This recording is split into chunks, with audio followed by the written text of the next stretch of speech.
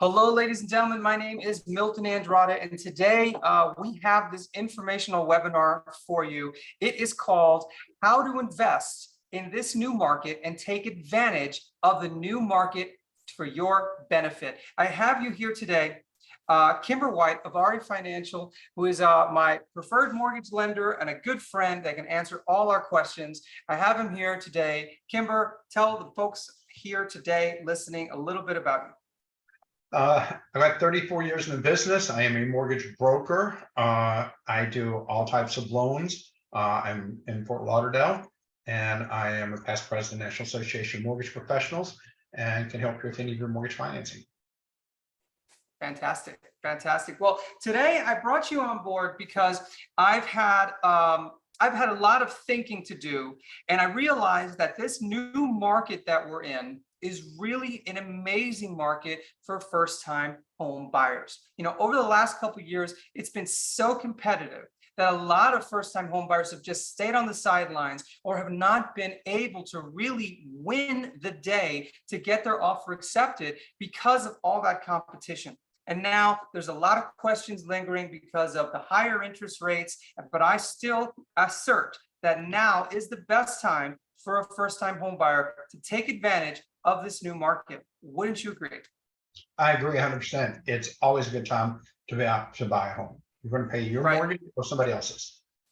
100%. You're either paying your mortgage or somebody else's. And what I'd like to say more than anything is that you need to own real estate. And so I have a couple of questions that I typically ask a first-time home buyer when they're considering purchasing. And that question is, how long do you plan on living in this property? Because any purchase, whether it's a stock or a home, is a long-term investment. You're not going to purchase a property to live in to think you're going to sell it a year later and all of a sudden make all this money. That may happen once or twice in your lifetime, but that is not normal. So if you're going to stay in the home for 5 to 10 years, if you are now in your financial profession, right? If you're making money sufficient to then feel comfortable with your job history, feeling like you have that ability, that down payment, and that stability in your employment, and you're going to be here long enough, then it's the time to buy real estate. Because if you're paying rent, you're already paying somebody else's mortgage. Is that not right? Correct. Yeah, you're going to pay someone else's mortgage when you're renting, or you're going to pay your own and building equity. And equity is the best thing that you can have when you're talking about building equity and having a future. It is your home equity, which is something that gives you the fastest stability. Yeah, right. They say that the difference between a renter and a homeowner is the net worth. And typically, the homeowner net worth is 28 times greater than that of a renter. Not 2 times greater or 4 times greater, 28 times greater. And so if you go through life and you never purchase real estate and you don't invest in anything else, well, you know, it's just not going to work out very well for you down the road, because as we know, as human beings, we cannot work forever. Right? We cannot be in that peak income producing years forever. You've got 20 years, I think, you know, between 40 and 60, more or less, to really work your hardest to make as much money as possible. And after that, you know, maybe you don't want to work 80 hours a week, right? Maybe it just won't be possible. So you got to take advantage of that time and really make as much money as you can and invest your money well. So the question that I typically get is, I'm a first-time home buyer. I qualify for a first-time home buyer program. Kimber, what's a first-time home buyer program? Well, typically the term first-time home buyer is thrown around loosely. First-time home buyer is anyone that has not owned a home in 3 years or currently does not own a home. That is your first-time home buyer. It's depending on which program you're in. So there is no special programs really for a first-time home buyer, especially in our market, because there are lower to moderate income first-time home buyers. Most of our people don't meet that income category. But you still can have on first-time home buyer, 3% down instead of having to put 5%.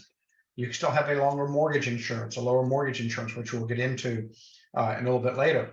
So there are a couple things. There are 100% programs that are available for a first-time home buyer. in certain areas in our area, very minimal work. So a first-time home buyer is anyone that does not own a home, and in certain of our mortgage products, that has not owned a home in 3 years. Got it. Got it. Got it. Now, as if I was a first-time home buyer, a lot of them have asked me today, well, is it a good time to buy? And I've explained to them that it's a good time to buy every day. It Yeah. was a great time to buy 2 years ago. Is a great time to buy today. Because in real estate, my response to this is it's not when you buy, it's how long you've owned it. Right? Yeah. It's how long you've owned it. You know, and I personally, I have lived in Miami since 1999. I'm not going anywhere, right? And so I needed to buy real estate because I'm paying housing expense anyway. You may as well be building that equity in your own home and expanding your investments here or elsewhere, but actually owning real estate. And wouldn't you agree? I agree. It's the first time to buy. The only time I'd ever tell someone it's not a good time to buy if you knew you're going to be gone within a year. You know, I mean, or Right. two. I'm not sure that I would say buy if you're really on the fence about that. But if you're going to long term, it is always a good time to buy. And the rate should never deter you in buying a home. You know, rates are temporary. Building equity and net worth is permanent. Exactly. So to me, Exactly. it's always a good time to buy. Now, when you say rates are temporary, that leads me to my next question, because a lot of people ask me, hey, well, but if I buy with these super high rates, which by the way, they're not super high, but if I were to buy with this higher rate, you know, will I be able to refinance? Now, what's your answer to those folks? My answer is I've been here 34 years. I've seen rates as high as 16%. That's when I started in this business. I've Yeah. seen 18 months ago as low as 2.5%. And everywhere in between. The average interest rate, and everyone needs to know that in the market in historic is about 7%. We are now about 6.375 because rates have come down a little bit and stabilized from the peak of 7.5. Right. Now, can you refinance? Of course, you can always refinance. When? None of us have a crystal ball. If it was, I wouldn't have been in this business 34 years. But Right. it's always good time. You can always refinance your home at any time. What we're anticipating from an industry standard right now can't be held to it. Sometime at the end of 2023 to early 2024, we're expecting rates to come down lower and you can refinance. But still, you should be buying now because you're also being able to take off your mortgage interest, your taxes. All of that comes off the income that you're making, which gives you a tax break, and you're building equity and buying a home.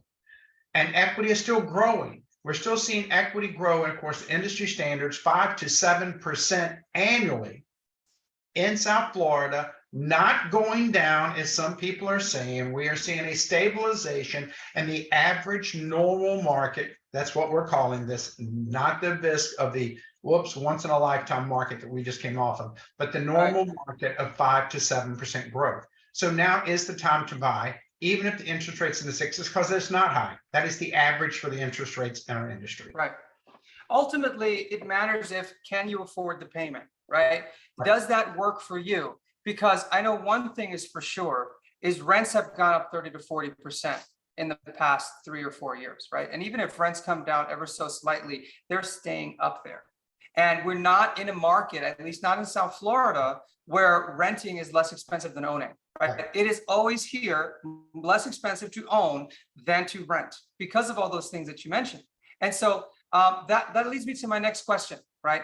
How much money will a typical buyer need to have in order to be able to purchase a first-time purchase, single-family home or condo?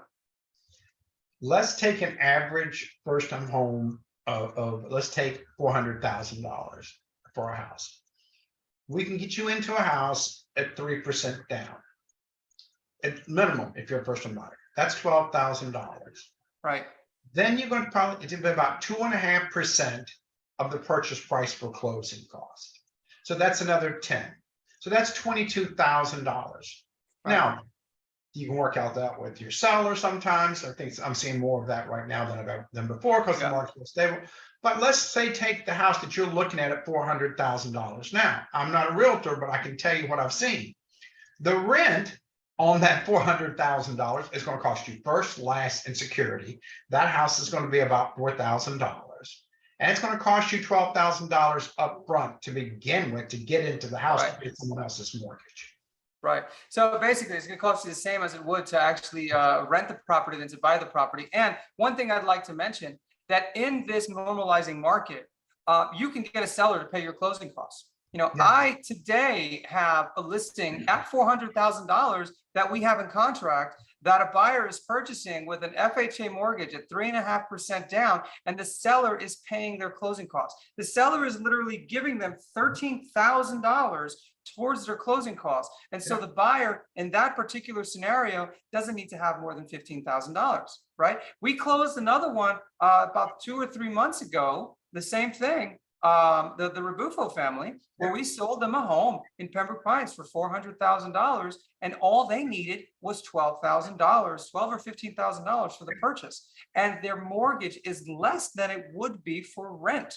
Right. Right? And they're building equity. And so I want to tell the buyers out there that you do not have to shy away or be scared of maybe I don't have enough money. The most important thing is to contact your realtor, speak to your mortgage banker, build a game plan to have the amount of money that you'll need. And if you would have called me a year ago and said, hey, I need closing cost contribution in order to be able to purchase a home, I would have told you it would be very difficult, probably impossible at that time. But today, all of those things are on the table.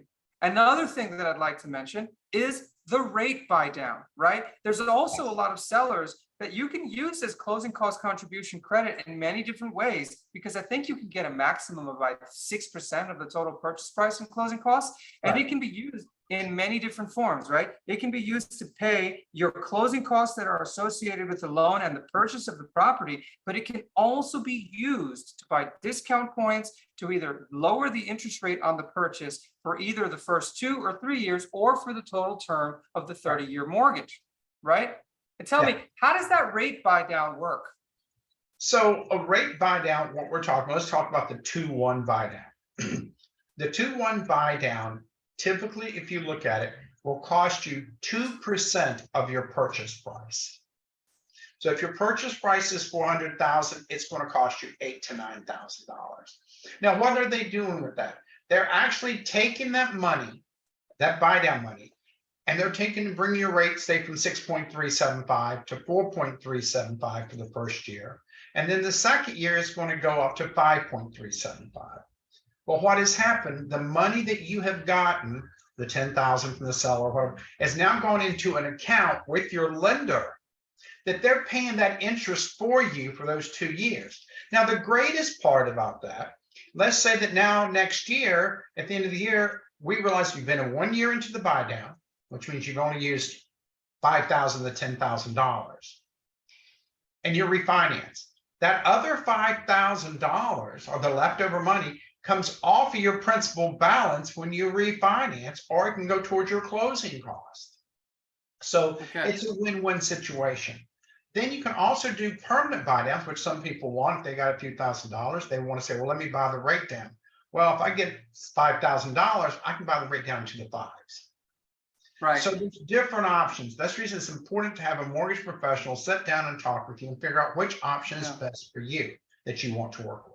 Right. And having the right realtor that will be able to negotiate on your behalf to get you that credit that's going to go a lot further than, let's say, getting a credit for a new air conditioner, right? Right. If the air conditioner may be old, but it's working, you may want to negotiate for a credit for a new air conditioner, but I'd prefer use that credit that we negotiate for your closing costs and for your buy down, because that's going to directly affect the amount of money that you have to bring to closing, right?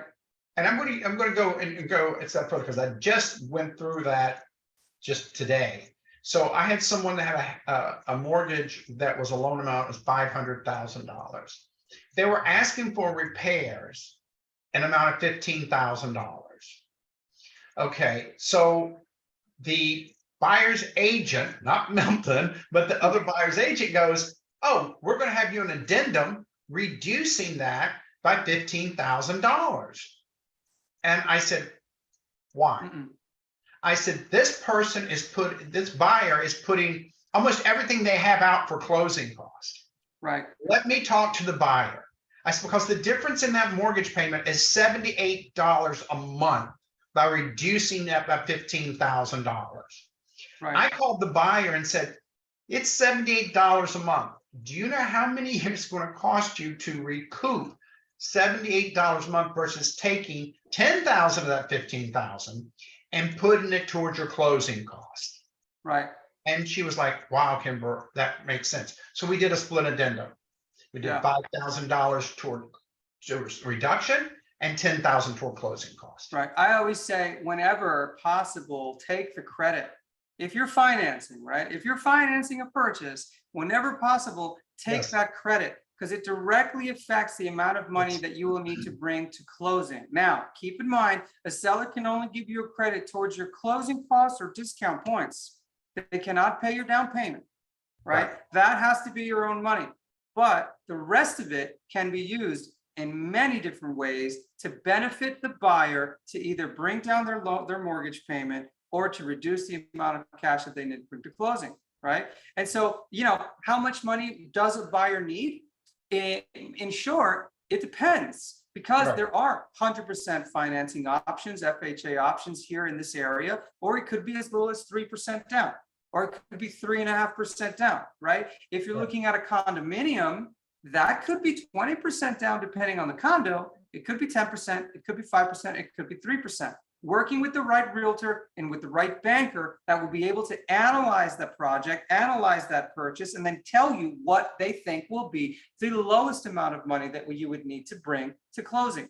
But I tell people that my magic number is about $25,000, because that Yep. gives you a good amount of money for your down payment, anywhere between $400,000, $500,000, or even $600,000. And then gives you the ability to have a little bit of money for closing costs and or repairs. And you can always work with a credit of some kind. And also, you can get 100% gifts from family. So you have Right. family that wants to help you. It used to be that you were capped, but now you're not. Your family can pay closing costs, down payment, everything if they want to. 100% gift. Is that with conventional and FHA, or is that just okay? Oh. So great. So if you got a family member, say your father wants to help you, your mother, your father, your grandmother, your uncle, who cares? Anybody that want to help you purchase this property, they all want to chip in and they're giving you a gift. They can gift you all the money for the down payment and the closing costs. So like maybe if you have mom or dad or grandma that owns a home outright or has a very high amount of equity because they've owned their home for so long, you see, time in real estate is more important than timing the market, right? And if they have that equity and they want to give you a gift of that equity, whether it's be through a cash out refinance or HELOC or what have you, or even just cash in their bank, and they're giving it to you for your purchase, the bank is completely okay with that. Yep. Right. Great. And I've been able to, in the 20 years that I've been doing real estate, I've been able to get people into homes with $0 out of pocket, either through the 100% financing options that are available. They're very limited, but they are available. But oftentimes because they have had family members who've wanted to help them. But in this new market that we're in, and this new market that we're going to enjoy through 2023 and possibly 2024, now is the time to get the seller to give you the credit that will help you qualify to purchase this property with very little money down. And that has been, as a listing agent, that has been my tactic that I've used. Instead of getting my sellers to reduce the price, it's been, hey, let's make it easier for buyers to purchase. Let's offer them incentives. Let's pay for their closing costs. Let's buy down their rates so that more people can then qualify to purchase this home. And all these things are available to buyers out there, especially first-time buyers. These laws were written for you to get you into owning real estate, because the American dream of owning real estate is the foundation, the bedrock of putting together a financial house that sets you up for success in the future. You know, I'm a first generation American, so I'm really passionate about this because if my parents weren't able to purchase a home back when I was a kid, I would not have gone to college, Right. right? You know, and so you have to own real estate. You have to build your equity. In order to do that, is you got to get started, and there's no better time than the present. Okay. Now, Kimber, what about credit scores? Because I have a lot of people ask me, what credit score do I need? Or they're like, I'm working on my credit. That's typically the excuse that I get is that, well, I'm not ready to buy a house. I'm working on my credit. Credit doesn't need to be perfect. Credit doesn't be perfect. Go down as low as 550. That depends on each circumstances, what kind of debt you have, what kind of credit issues you have. And of course, it's well over 800 credit score is for a perfect credit. But the average credit score is about 660 to 670, and people don't realize that. That is the average person's credit score. And to get to superior rates, you need over 700, and that's the top rates. That is your best for you, the better pricing, but you don't have to have perfect credit. FHA, that's exactly what FHA is for the lower credit scores. You have to have a 620 credit score to get conventional financing. But then you have FHA for under that. You have VA. If you're veterans out there and you're looking, that is 100% program that we haven't discussed. And there's a lot of veterans here. 100% program, no financing, you go up to 106%. So you can get your extra up to 6%. 100% financing for a veteran. So, and that goes all the way down to like a 520 credit score. So have those abilities to get anywhere you want as far as credit scores. Let's look at your credit. Because first thing is, if you're working on your credit, I can tell you from a perspective, and Milton can, come to a professional. Don't go to fly by night. Don't go to someone on loan. Come to me if you're trying to prepare your credit. That's what I do as a mortgage professional. I sit here and look through and try to prepare you and say, okay, let's work on these things within 6 months, 9 months, and let's set goals to get you to where you want to be to buy your house and start planning your new home. So Kimber, I have a challenge for you and me. I want to put together a first-time home buyer academy so that we can enroll people that want to get into home ownership into our program, where we can set them on the track with milestones that they have to hit, which will eventually get them to that point where they'll be able to qualify for a mortgage. Because let me tell you, Kimber, the amount of folks, and I've got a lot of new people that have moved to Miami over the last couple of years, people that make really good money and they do not own a home. And they've come from cities where home ownership wasn't even a possibility. The amount of people that have moved here from the San Francisco Bay Area or from New York City, where home ownership is basically a pipe dream for most people because of how expensive that market is. So they don't have that home ownership is possible in their mindset. And so I want to educate them and then help them get there, because I know so many people, so many young people that make so much money, especially here in Miami, right? Adjusted for other cities, they make a lot of money, but they pay a tremendous amount of money in rent. And they're going out to dinner every day, and they're living a fabulous lifestyle that they can afford, but they do not own real estate. And that is something that I think they will regret down the line. So I want to help them get there. And so I want to work with you to put together a course where we can enroll people and then have them basically set themselves up based on our tutelage so that they can get themselves into home ownership. And so Great idea. I'd say let's do it. So that's going to be our 2023 goal. To recap, you can have as low as a 520 credit score with VA financing. You can have as low as a 550 credit score with FHA financing, and you can have as low of a 620 credit score for conventional financing. And you can qualify with collections, right? You can pay these things at closing. There's so many different things that you can do. It's about working with the right people. And if you want to get a better interest rate, right? Better interest rate, no worries. If you want to get a better interest rate or a lower mortgage insurance, you need to have above what, a 680 or a 720? To get a low above 680, get you a better mortgage insurance. Okay, so above a 680 basically gets you treated really well. But you can also have no score. That's a caveat too. You can have no score. You can have no score. We would just need 3 active trade lines for 24 months. your phone bill, your utility bill, And your rent. your insurance, your rent paid on time. We can add that now with Fannie Mae and Freddie Mac. That's it. We add all of those and get a history with no score, and we can give you a mortgage.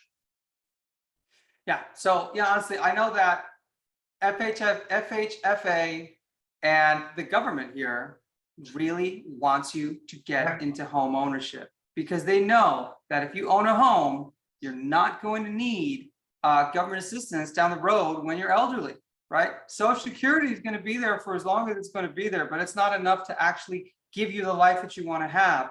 Owning real estate, being able to get a reverse mortgage when you're later on in life, cashing out that refinance, downsizing into something smaller so you can travel the world down the road. It's taking all those monthly payments that most people, what a lot of people pay in rent, but except putting that into your, basically your imaginary bank account is that equity that you are building in your home. And that's the most necessary part. Let's see, what are the questions I have here? Okay, this is a good one.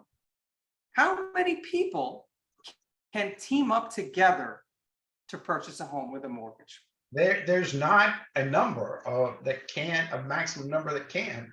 As I just told you, I had eight people. They were family members, and what we were trying to do, honestly, was get enough money from them to qualify for their working income. So I had 3 sisters, and I had a mother and a father, and I had an uncle and a grandmother and an aunt, all on the same mortgage to buy this house that they wanted, that was $700,000, and they wanted it, but they all made a little bit of money, and they all qualified together for this house. There is no limit on the number of people that can be on a mortgage. I didn't know that there wasn't a limit. So sometimes it can take a village, and the village can get together and buy this home. I know that I've told a lot of younger folks that wanted to get into real estate, and then maybe were just out of college, weren't making a tremendous amount of money, but rent was so expensive that they've teamed up. I have, one of my agents and good friends, and he teamed up with his best friend and his girlfriend to purchase a home. And today they have over $200,000 in equity, and each of them spend about $700 a month together on this mortgage, which would be triple if they had actually rented, and they would have missed out on that appreciation. They've made improvements to the home. So not only have they built sweat equity, but they've also paid down their debt, and they've enjoyed the price appreciation, which always occurs over time in real estate. And so if you've been thinking about purchasing a home, but you thought maybe I can't do it on my own, well, then you don't have to do it on your own, right? You can get non-occupant co-borrowers for FHA, people that won't live there but want to help you purchase the home. Or if you're all going to live there, you can have as many people on this loan as can live in that house, right? Yes, and it doesn't, and the non-occupant co-borrower does not affect your rate because of their non-occupancy. Wow. Okay, here's the last question that I have, right? I have a lot of people always come and tell me, they're like, hey, well, I've got the income, but they've got the credit. What do we do in that scenario? Because I know we can't pick and choose. Well, first thing, it's according to how bad your credit is. Again, we're going down to 580. We're going to use the middle of the lower 3 scores that you have from your credit bureaus, but we still are going to consider that person's credit. That's just where it is. Unless you're going to live there and you can qualify on your own with the credit, but the income, if you have the income and he has the credit, or vice versa, then you're going to still both have to be on the loan. Are they going to blend the credit scores? How does that work? There isn't now. If you're married, your spouses, we will blend the scores, which will get you up to say if you got a 580, you got a 660, now they're allowing blending. The difference is the mortgage insurance is going to still go off the lower middle score of that other person. It's only going to blend the credit scores, which just came out for mortgage qualifying, but not for your mortgage insurance.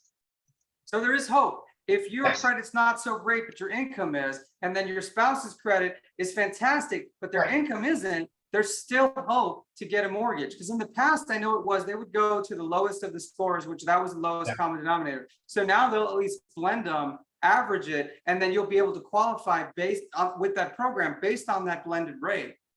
So that's fantastic. Let's see. For the folks that we have out there, if you'd like to unmute yourself and ask us any questions that we may have missed, I'd be happy to do our best to answer them if anybody would be so kind as to do so. Let's see. Let's see if we have anybody brave enough to ask questions. Let me think if I can think of anything else. What have I missed? How about this? Am I making the right decision? Because that's a question that I get a lot. Is now that the right time to buy? Is this the right decision? I don't know what to do. What's the answer that you would give to them? And then I'll give mine as a closing statement. Are you making, that's going to depend on what your situation is, what your long-term, number one, as I said, what is your plan of living and staying in the area? That's always to me the first thing. What are your finances? You know, getting into a house is great, but do you understand also you need to look at when I'm getting into the house, I can get into the home, but I'm able to pay for anything that comes up, which is minor repairs, and that vice versus rent. Is it some situation that I want a house that, you know, I want to walk before, you know, instead of crawling, because I think that is something else we didn't bring up, is you're not buying the house for the rest of your life. And I think that is sometimes when you're saying, am I doing it at the right time? Well, what you aspire to and what you might get right now is different. Look at that. Look at your financial situation. How can we improve it? Look at your environment that you're in and where do you plan on your future and your first spot next 5 years. But overall, I personally think it's always a good time to buy because, as I've said before in closing, you're either going to pay your mortgage or as rent, you're going to pay someone else's. And in the end, you don't get the deductions, the write-off. You're not building any net worth. And even at a 5 to 7% appreciation, and it's within 2 years, you've got the tax write-off. You've now got equity in the home. You could actually possibly, even if you moved out of the area, you can take that property, even if you don't think you're going to more than a year or so, and rent it in a high income market and turn it into investment and move and buy another home. So for me, I think it's kind of, unless it's a really strong issue, it's always a perfect time to buy a house. Right. I know there are some times where renting makes sense, but most of the time, owning a real estate is really the best decision. And the worst decision is not making a decision and being the victim to how life comes at you. I think you need to own real estate because you need to build that financial foundation to set yourself up for success in the future. And hopefully with this video, we've been able to answer some questions and really get people off the fence or really have them reach out so that we can give them a detailed plan of home ownership, of how we're going to get you there, because that may be specific for each individual, but let's detail for them exactly what we need. We will cater a plan for you so that you know what you need to do and how we can help you get there to get qualified for a mortgage and then get your first home, right? Because I always say it's your first home, not your last home and not necessarily your dream home. This is like Monopoly. 3 green houses equal 1 red hotel. You move up in life based on the investments that you make. And so let's plant the seed today and get your first home. All right. Thanks, Kimber, for joining us, and for everybody else out there. Have a great night. And again, my name is Milton Andrade. I am the team lead at Milton Associates and the broker of Franklin Realty Consultants. And this is my good friend, Kimber White of RE Financial, who has been in this business longer than I have. And together we can get you over the line and get you that first home. Thanks, Kimber, for coming. I appreciate all your time. Thanks, Milton. Take care. Bye.